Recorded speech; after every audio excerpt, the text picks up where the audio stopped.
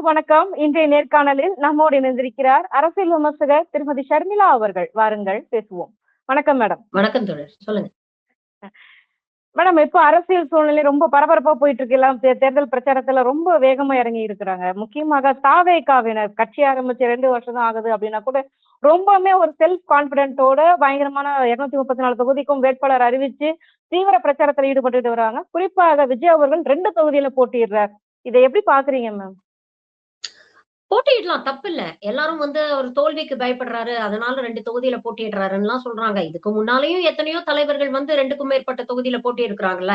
இப்போ கடந்த நாடாளுமன்ற தேர்தல்ல கூட பாத்தீங்கன்னா, ராகுல் காந்தி 2 தொகுதியில போட்டியிட்டாரு. அப்புறம் ஒரு தொகுதியில அவர் ராஜினாமா பண்ணிட்டு பிரியங்கா திரும்ப நின்னு ஜெயிச்சாங்க. அதெல்லாம் நடக்குது. சோ அதனால அவர் அவருடைய அரசியல் கரியருக்காக அவர் அப்படி ஒரு முடிவு எடுக்கிறாரு. அத நமக்கு விமர்சனம் பண்ண கூடாது.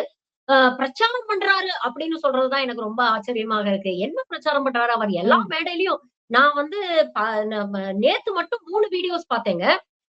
ஏதோ ஒரு மேடையில அவர் பேசின அந்த கிளிப்பிங், அதுக்கப்புறம் பெரம்பூர்ல அவர் பேசினது, அதுக்கப்புறம் திருச்சி கிழக்குல அவர் பேசினது. அதே ஸ்கிரிப்ட் அப்படியே இக்கு, இம்மு, இப்பு, இச்சு கூட மாத்தாம அதே ஏத்த இறக்கத்தோட அதே டயலாக திரும்ப திரும்ப அவர் பேசுறாரு. அத தாண்டி அவர் எதுவுமே பேசல. நான் ஆக்சுவலா நல்லா எதிர்பார்த்தேன். இப்போ பெரம்பூர்ல போய் பேசுறாருன்னா, பெரம்பூருடைய அங்க இருக்கக்கூடிய லோக்கல் மக்களுடைய பிரச்சனைகள் என்ன? அப்ப இத நாங்க எப்படி தீர்த்து வைக்க போறோம்? எங்களுக்கு ஒரு வாய்ப்பு குடுங்க அப்படின்னு கேட்டிருக்கலாம்.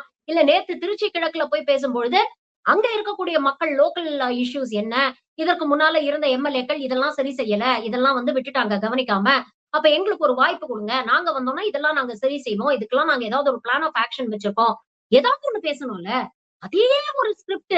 நான் எவ்வளவு கஷ்டப்பட்டிருக்கேன். நான் எவ்வளவு கஷ்டப்பட்டு நான் வந்திருக்கேன் தெரியுமா? எவ்வளவு கஷ்டங்கள நான் எதிர்கொள்றேன். என்ன கஷ்டங்கள்ங்க எதிர்கொள்றாரு? எனக்கு சீரியஸாவே புரியல. நீங்க பனையூர்ல சொகுசா ஏசி ரூம்ல உட்கார்ந்து இருக்கிறீங்க. அந்த வீட்ல இருந்து அடுத்த வீட்டுக்கு போறதுக்கே நீங்க நடந்து போக மாட்டேங்கிறீங்க. கார்ல ஏறி தான் நீங்க போறீங்க. வெளியூருக்கு போனோம், இல்ல வெளி மாநிலங்களுக்கு போனோம்னா, பிரைவேட் சார்ட்டர்டு பிளைட்ல நீங்க போறீங்க. வெளியூருக்கு பிரச்சாரத்துக்கு போனா ஒரு நாள் நைட்டு கூட நீங்க அங்க தங்க மாட்டேங்கிறீங்க. நைட்டோட நைட்டா பனையூருக்குள்ள புகுந்துக்கிறீங்க. உங்களுடைய வேட்பாளர் அறிமுக கூட்டத்தையே 5 ஸ்டார் ஹோட்டல்ல வச்சு நீங்க நடத்துறீங்க. என்ன கஷ்டப்பட்டீங்க? எத்தனை தலைவர்கள் இன்னைக்கு 70 வயசுக்கு மேல ஆகுது மாண்புமிகு முதலமைச்சர் ஆகட்டும், இல்ல எதிர்க்கட்சி தலைவர் எடப்பாடி ஆகட்டும். ஊர் ஊரா போய் பிரச்சாரம் பண்ணலையா? 200 தொகுதிகளுக்கு மேல போயிட்டாருங்க எடப்பாடி பழனிசாமி அவர்கள். வெயிலு, மழை எல்லாத்தையும் கடந்து தானங்க நின்னு பிரச்சாரம் பண்றாங்க.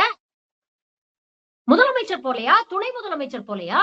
எத்தனை அரசியல் கட்சி தலைவர்கள் போல? சீமான் எவ்வளவு பிரச்சாரம் பண்றாருங்க? அப்போ நீங்க இல்லங்க நேரம் இல்ல அப்படிங்கறதெல்லாம் கிடையவே கிடையாது. இவங்களுக்கு இனஃப் நேரம். 3 வருஷம் ஆச்சுல்ல கட்சியை தொடங்கி. என்னங்க பிரச்சனை உங்களுக்கு? உங்களுக்கு வெளியில வர்றது பிரச்சனையா இருக்குன்னா மக்களை சந்திக்கவே விட மாட்டேங்கிறாங்க. மக்களை சந்திக்கவே அனுமதி கொடுக்க மாட்டேங்கிறாங்க. எங்க போனாலும் பாதுகாப்பு இல்ல. இல்ல நான் அதான் சொல்றேன். இதே அரைச்ச மாவை எத்தனை நாளைங்க அரைப்பீங்க? இதே ஆதவ அர்ஜுனா சிபிஐ வழக்கு விசாரணை முடிஞ்சு வெளியில வரும்போது என்ன பேசினாரு? அவ்வளவுதான், தேர்தல் மாரல் கோட் ஆஃப் கான்டக்ட் எல்லாம் அறிவிச்சுட்டாங்க.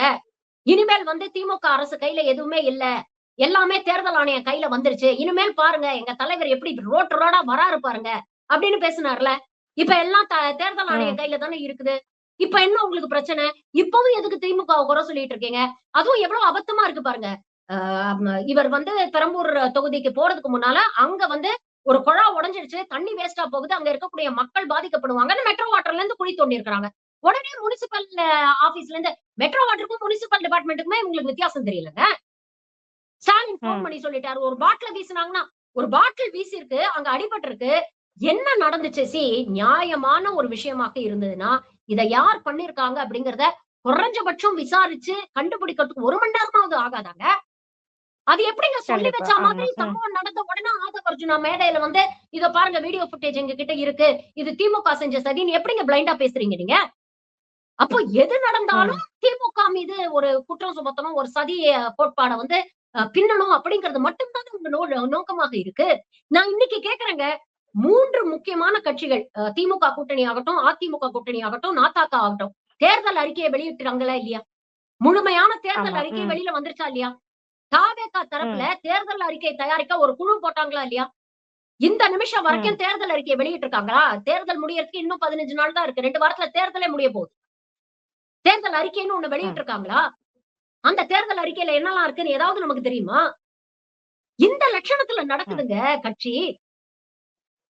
ஏதாவது ஒரு இடத்துல நல் இதுதான் ம். எங்களுடைய தேர்தல் அறிக்கை, இதைத்தான் நாங்க செய்ய போறோம், இதற்கான நிதி ஆதாரத்தை இப்படிதான் நாங்க திரட்ட போறோம், ஏதாவது ஒரு விஷயம் பேசுறாங்களாங்க? திமுகவை குத்தம் சொல்லி எவ்வளவு நாள் நீங்க காலத்தை ஓட்டுவீங்க? அப்ப தேர்தலுக்கு அப்புறம் இந்த அரசியல் காணாம போயிடும்ல. அரசியல்ங்கிறது வெறும் தேர்தல் மட்டுமே இல்லையே. தேர்தலுக்கு அப்புறம் அத ம். தாண்டி ஒரு அரசியல் இருக்குல்ல. கண்டிப்பா. ம். நேத்து கூட நீங்க பாருங்க, அவங்க திருச்சி கிழக்குல தாவேக்கால என்ன சொல்றாங்க அப்படின்னா, தேர்தல் அறிக்கையை பொறுத்தவரைக்கும், நாங்கள் ஊழல் இல்லாத ஆட்சியை நாங்க குடுப்போம். அது மட்டும் தான் வந்து பெரிய அறிக்கையாக இருக்குது. மகளிருக்கான பாதுகாப்பை நாங்க உறுதி செய்வோம். நீங்க சட்டம் என்ன ஒழுங்குல ஊழல் இல்லாத காம்ப்ரமைஸே பண்ணிக்க ஆட்சிய மாட்டோம். என்ன ஊழல் இல்லாத ம். ஆட்சிய குடுக்க போறாங்க? விஜய் மட்டும் தூய சக்தியா இருந்தா போதுமா? முதல்ல அவரே தூய சக்தி கிடையாது. அவர் மேலேயே ஏகப்பட்ட வழக்குகள் இருக்கு. நீ மட்டும் தூய ம். சக்தியா இருந்தா போதுமா? நீ ஆட்சியில கொண்டு வந்து நிப்பாட்டக்கூடிய வேட்பாளர்கள் தூய சக்தியா இருக்க வேண்டாமா? நாளைக்கு ஜெயிச்சு வந்தா அவங்கள தானே நீங்க அமைச்சரா போட போறீங்க. உங்க வேட்பாளர்களோட லட்சணம் தானே சோசியல் மீடியால சந்தி சிரிக்குது. 10 நாளைக்கு முன்னால கஞ்சா ம். கேஸ்ல ஜாமீன் வாங்கிட்டு வெளியில வந்தவன் வேட்பாளரா போட்டிருக்கீங்க.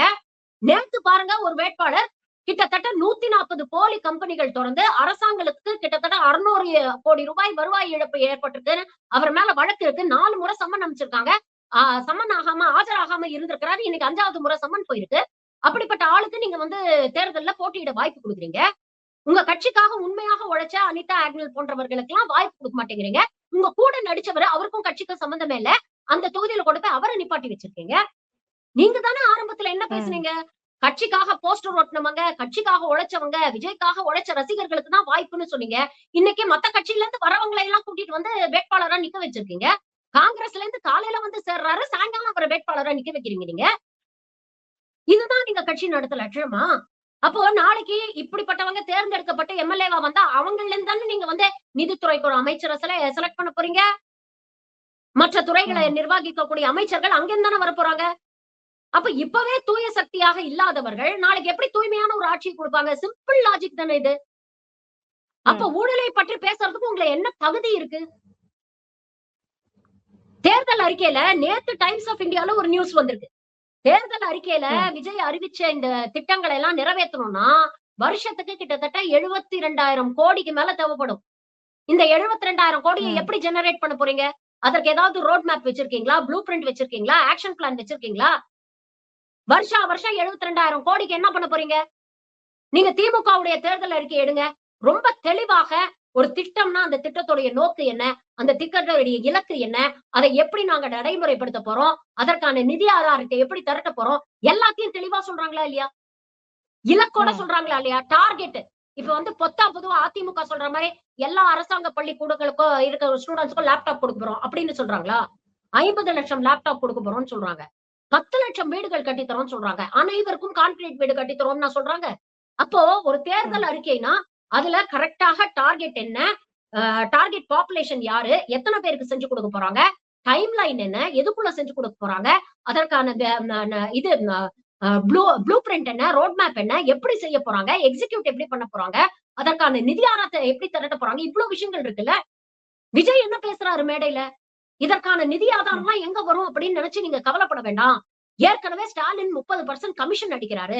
அந்த பணத்த மீட்டு கொண்டு வந்தாலே இதெல்லாம் செஞ்சிட முடியும். ஏங்க நம்ம அரசாங்கத்துல இருக்கக்கூடிய லீகல் ப்ராசஸ் என்ன அப்படி ஓவர் நைட்ல வொர்க் பண்ணுதா?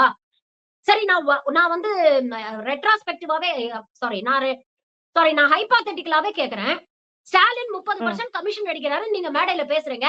நாளைக்கு அது உண்மை இல்ல அப்படின்னு ஆயிடுச்சுன்னா, இந்த நீங்க அறிவிச்ச ஸ்கீம்ஸ்க்கெல்லாம் நிதி எங்கேருந்து கொண்டு வருவீங்க? அப்ப அதுக்கான ம். ஏதாவது பிளான் பி வச்சிருக்கீங்களா?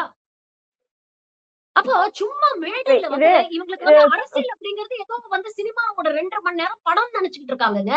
4 பஞ்ச் டயலாக் பேசினா முடிய போற விஷயம் கிடையாது. இத தாவேக்கா சார்புல அரசியல் வந்து இந்த ஒரு அப்படிங்கிறது கொஸ்டின் நான் வந்து இதுக்கு கவர்னன்ஸ் முன்னாடி நான் ஒரு முன் தெரிஞ்சுக்கணும். வச்சிருந்தேன்.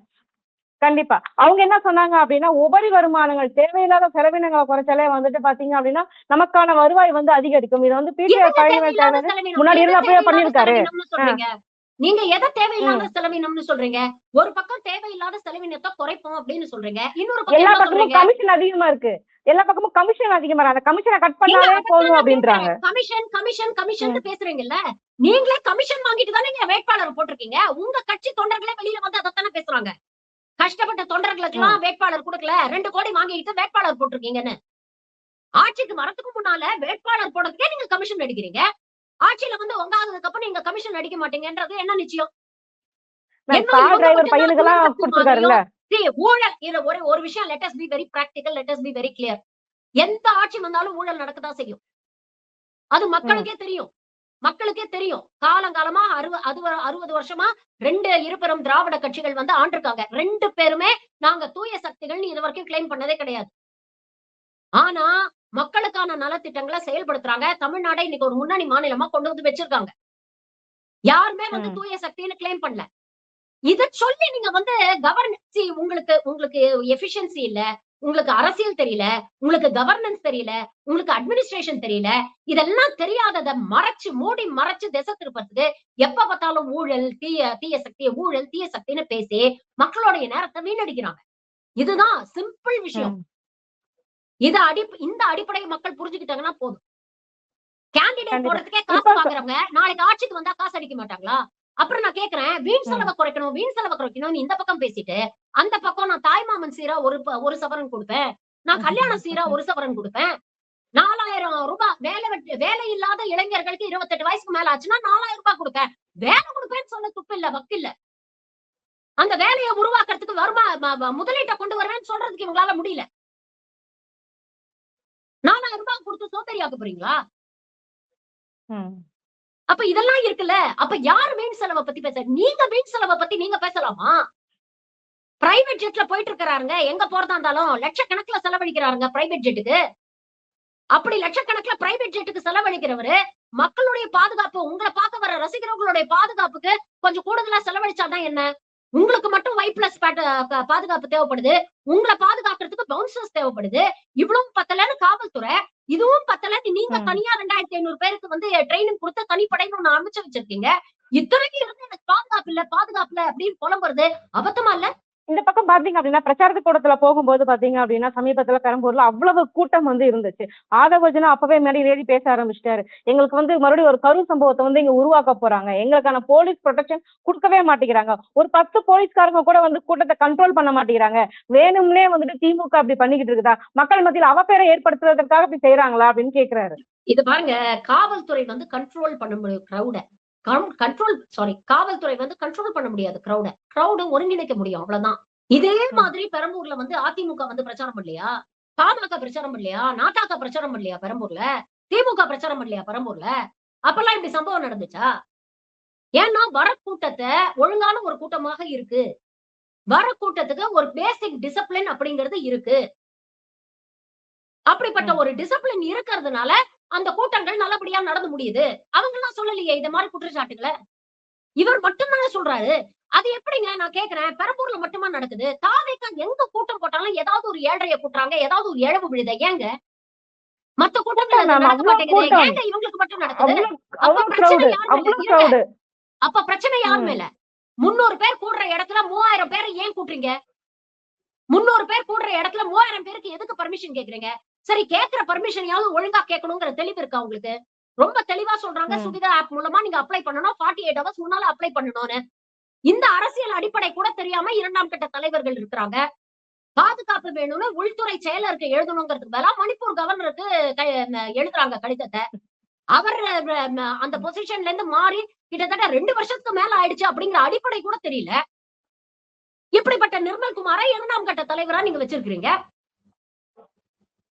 அப்ப மேல இருக்கிறவங்களுக்கே எதுவும் தெரியல அப்படிங்கும் பொழுது, பாவம் அந்த அந்த ரசிகர்கள வந்து நம்ம வந்து குறை சொல்லி தப்பே இல்லையேங்க. நீங்க தானங்க 2500 பேருக்கு ஒரு ரிட்டயர்டு போலீஸ் இன்ஸ்பெக்டர் தலைமையில வந்து நாங்க ட்ரெய்னிங் எல்லாம் குடுத்து ஒரு பாதுகாப்பு படைய வந்து உருவாக்கி இருக்கணும்னு சொன்னீங்க. எங்க போச்சு அந்த பாதுகாப்பு படை? பெரம்பூர்ல அந்த பாதுகாப்பு படைய பார்க்கவே முடியலையே. ம். விஜய்க்காக தானே ஏற்பாடு பண்ணீங்க அந்த பாதுகாப்பு படைய. அது எப்படி எனக்கு புரியவே இல்லங்க. அ ப வ கொளத்தூர்ல இருந்து பெரம்பூருக்கு வரதுக்கு 3 மணி நேரம் ஆகுதாம் அவருக்கு. ஆனா பெரம்பூர்ல ம ம முடிச்சுட்டு கேன்சல் பண்ணிட்டு திரும்ப பனையூருக்கு போறது, அது எப்படிங்க 3/4 மணி நேரத்துல போய் சேர்ந்துடுறாரு அவரு? அப்பல்லாம் ரசிகர்கள் ஏன் தொல்ல பண்ண மாட்டேங்கிறாங்க? அப்ப கூட்டத்த நீங்க கூட்டுறீங்க. அந்த கூட்டத்த கட்டுப்படுத்த நீங்க தவறுறீங்க. அந்த கூட்டத்த இந்நேரத்துக்கு 3 வருஷத்துல நீங்க நினைச்சிருந்தா, நீங்க அத நெறிமுறைப்படுத்தியிருக்க முடியும். நீங்க அத பண்ண மாட்டேங்கிறீங்க. நீங்க ஏன் அத பண்ண மாட்டேங்கிறீங்கன்னா, கூட்டத்த நெறிமுறைப்படுத்தி அவன் தெளிவு வந்துட்டான்னா, அவன் விஜய்க்கு ஓட்டு போட மாட்டான். அவங்களை இந்த மாதிரி அறிவிலிகளா இந்த அரசியல் தெரியாம, இந்த அரசியல் புரிதல் இல்லாம வெறும் அவங்களை இமோஷனலா ட்ரிகர் பண்ணி எல்லா மேடையிலயும் நீங்க பாருங்களேன், இமோஷனலா அவங்கள ட்ரிகர் பண்ணி அவங்கள இமோஷனலா ஆக்கி அவங்கள சிந்திக்க விடாம செய்யறதான் இவங்க ஒரே மாடஸ் ஆபரண்டையா வச்சிருக்காங்க. அந்த அந்த ரசிகர்களை எப்பவுமே ஒரு கொதி நிலையில வச்சிருக்கணும். அதற்கு திமுகவை வில்லனா சித்தரிக்கணும். Stalin villain, Udhayanidhi villain. நான் கேக்குறேன், உதயநிதி வந்து பெரம்பூர்ல போட்டியிடட்டும், வில்லிவாக்கத்துல போட்டியிடட்டும் பேசுறாருல ஆதவர்ஜுனா, ஐயா நீ போய் பதிவு பண்ண. உனக்கு உதயநிதி கூட தான் மோதணும் அப்படின்னு நீ நினைச்சேன்னா நீ போய் சேப்பாக்கத்துல நாமினேஷன் ஃபைல் பண்ண வேண்டியது தானே. அது எதுக்கு உதயநிதி கிளம்பி வரணும்? அவர் ஒண்ணு உன்னை வம்பு கிடைக்கலையே, உனக்கு சவால் விடலையே. ஏன் விஜய்க்கு அவ்வளவு தைரியம் இருந்தா போய் கொளத்தூர்ல நாமினேஷன் ஃபைல் பண்ண வேண்டியது தானே, ஏன் போகல? அப்ப இந்த வெட்டி வீராப்பு, இந்த வீண் வதந்திகள், இந்த கான்ஸ்பிரசி தியரிஸ்லயே தான் இவங்க வாழ்க்கை ஓட்டிட்டு இருக்காங்க. இது ரொம்ப நாளைக்கு நிலைக்காதுங்க. மக்கள் ஈஸியா வந்து இது எல்லாரையும் என்னாலும் வந்து நீங்க வந்து அந்த கொதி நிலையில வச்சு ஏமாத்த முடியாது. இது டிப்பிக்கல் RSS சங்கி அரசியல்.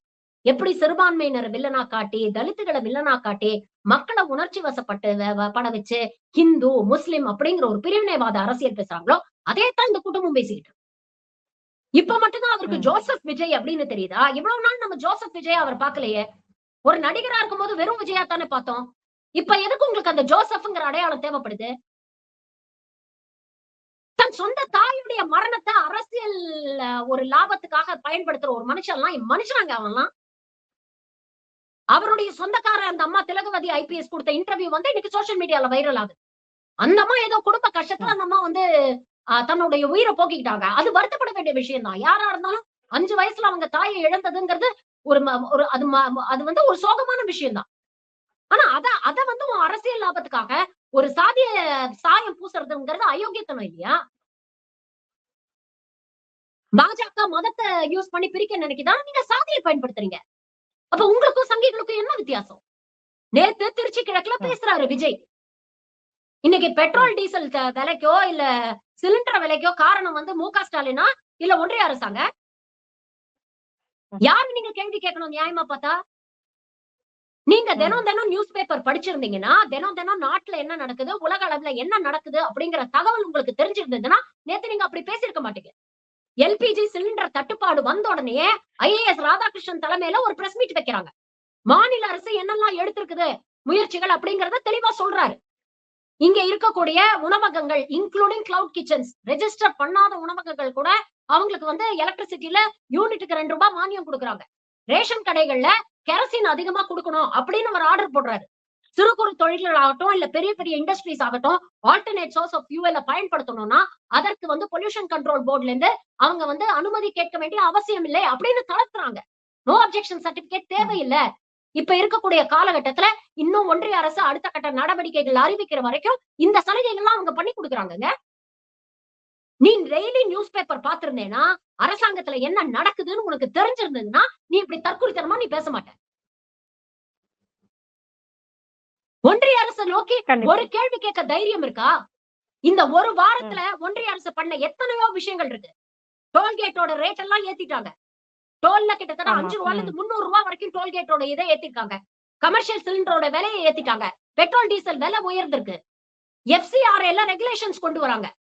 இங்க நீங்க மைனாரிட்டின்னு தானே அந்த மைனாரிட்டி ஓட்ட டார்கெட் பண்ணி தானே திருச்சி கிழக்குல போய் நிக்கிறீங்க. இன்னைக்கு அந்த கிறிஸ்டியன் மைனாரிட்டி தான் இங்க அதிக தொண்டு நிறுவனங்களை நடத்திக்கிட்டு வராங்க. அந்த தொண்டு நிறுவனங்களுக்கு வெளிநாட்டுல இருந்து வரக்கூடிய அந்த நிதியை தடுப்பதற்கு ஒன்றிய அரசு இன்னைக்கு அமெண்ட்மெண்ட் கொண்டு வந்திருக்காங்க. அப்படிப்பட்ட தொண்டு நிறுவனங்களோட சொத்தை எல்லாம் அபகரிக்க ஒன்றிய அரசு திட்டம் போடுது. எப்படி வக்ஃப் அமெண்ட்மெண்ட் மூலமாக இஸ்லாமியர்களோட சொத்தை பறிக்க முயற்சி பண்றாங்களோ இன்னைக்கு கிறிஸ்டியன்ஸோட சொத்தை பறிக்க முயற்சி பண்றாங்க. அந்த ஓட்டை டார்கெட் பண்ணி தானே திருச்சி கிழக்குல போய் நிக்கிறீங்க. அப்ப அந்த மக்களுக்காக பேசணும், ஒரு குரல் கொடுக்கணும்னு ஏங்க இது வரைக்கும் வாயை திறக்கல நீங்க? திருநங்கைகளுடைய லாஸ்ல வந்து ஆக்ட்ல வந்து அமெண்ட்மெண்ட் கொண்டு வந்திருக்காங்க. திருநங்கைகள் அந்த வாரியத்துல ரிசைன் பண்ணிட்டு வராங்க. அந்த திருநங்கைகளுக்காக ஒரு வார்த்தை பேசினாரா விஜய்? யூனிஃபார்ம் சிவில் கோட நடைமுறைப்படுத்துவான்னு அசாம்ல பேசுறாரு அமித்ஷா. எதிர்த்து ஏதாவது ஒரு குரல் கொடுத்தாரா? இன்னைக்கு உங்க ஜனநாயக திரைப்படத்தை யார் முடக்கி வச்சிருக்காங்க? சென்சார் போர்டு யார் கண்ட்ரோல்ல இருக்கு? மாநில அரசா கண்ட்ரோல் பண்ணுது. அப்ப எத்த தின்னா பித்தன் தெளியும் அப்படிங்கிற மாதிரி இவனுங்களுக்கு ஸ்ட்ராட்டஜியும் கிடையாது, கவர்னன்ஸும் தெரியாது, அரசியலும் தெரியாது, வரலாறும் தெரியாது, கிரவுண்ட் லெவல்ல என்ன பண்ணணும்னு தெரியாது, கிரவுண்ட் ரியாலிட்டியும் தெரியாது. இவங்களுக்கு தெரிஞ்சது எல்லாமே என்ன நடந்தாலும் திமுக மீது பழி. இத தவிர வேற எந்த ஸ்ட்ராட்டஜியும் அவங்க கிட்ட இல்ல.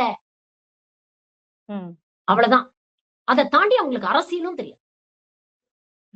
கண்டிப்பா. இந்த பக்கம் பாத்தீங்க அப்படின்னா, அதிமுக அவங்களுமே வந்துட்டு பாத்தீங்க அப்படின்னா, திமுக அரசியல ரொம்ப அதிகமா கையில எடுத்திருக்காங்க.